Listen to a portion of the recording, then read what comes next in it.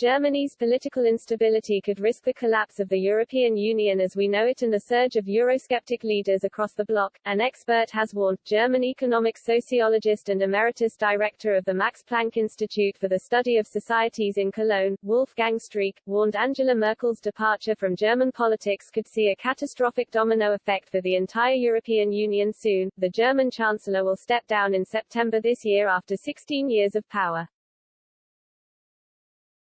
The pandemic has seen support in her party plummet in the last 13 months or so, leaving her potential successor Armin Laschet struggling to convince party members to convincingly see him as the next German chancellor.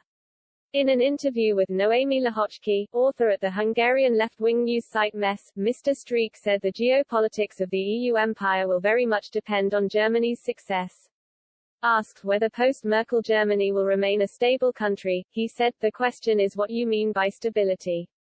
Will the CDU remain the biggest party? This is likely. Remember what I said about Germany being the prosperity pole of the EU, as long as the euro beefs up the German economy, the CDU will rule, from next year on very likely with the Greens.